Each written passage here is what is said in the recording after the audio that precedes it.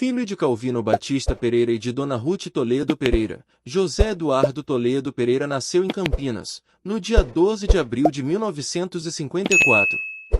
Em razão do trabalho do pai, a família Pereira vivia mudando de endereço, até fixar moradia na cidade de Itu.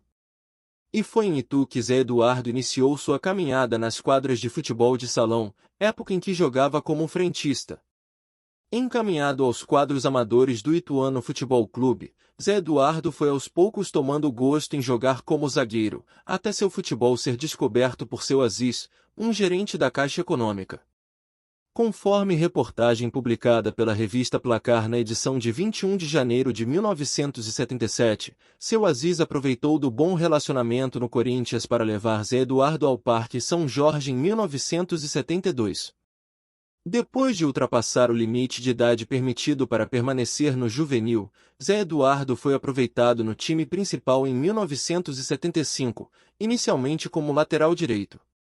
A primeira participação aconteceu no Maracanã, no mesmo dia em que Roberto Rivelino debutava pelo Fluminense.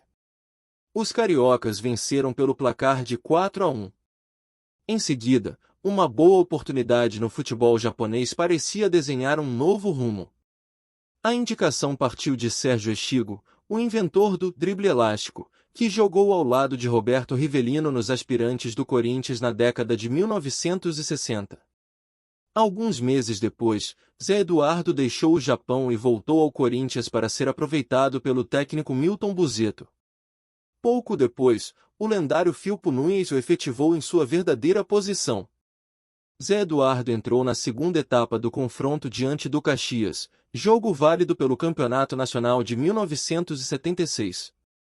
A oportunidade apareceu quando Ademir Gonçalves sentiu uma contusão no vestiário durante o intervalo.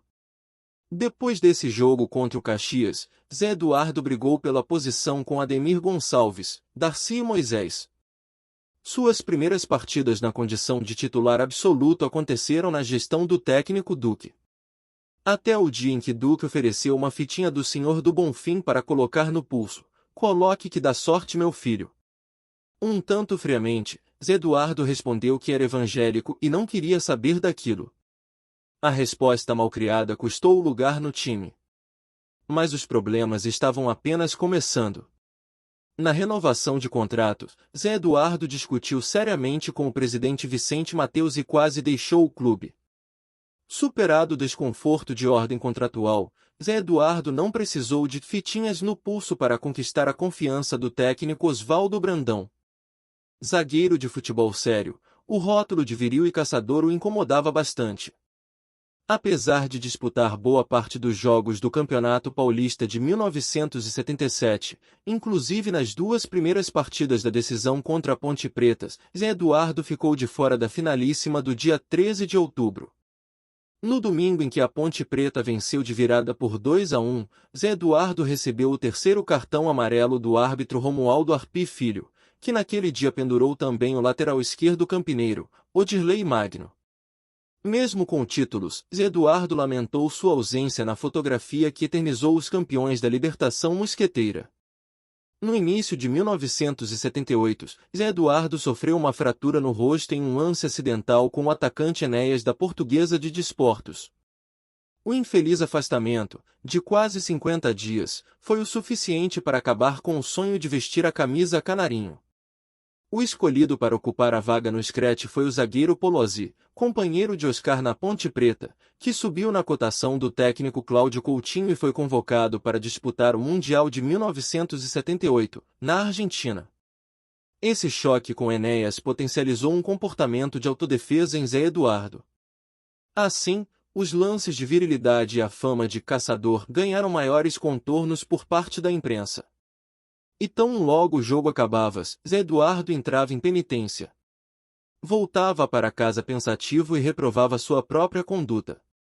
Zé Eduardo também fez parte do elenco alvinegro que faturou o título paulista de 1979, período em que foi afastado pelo professor José Teixeira e perdeu o lugar para Amaral e Mauro. Depois de entrar na lista de jogadores em disponibilidade, seus dias no Parque São Jorge estavam contados. Dessa forma, seus direitos federativos foram negociados com o Botafogo de Futebol e Regatas em 1980. Conforme os registros publicados pelo Almanaque do Corinthians, do autor Celso Dario Unzelt, no período em que defendeu o Corinthians, Zé Eduardo disputou 180 jogos, com 93 vitórias, 54 empates e 33 derrotas. Jogou pelo Fogão nas temporadas de 1980, 1981 e meados de 1982.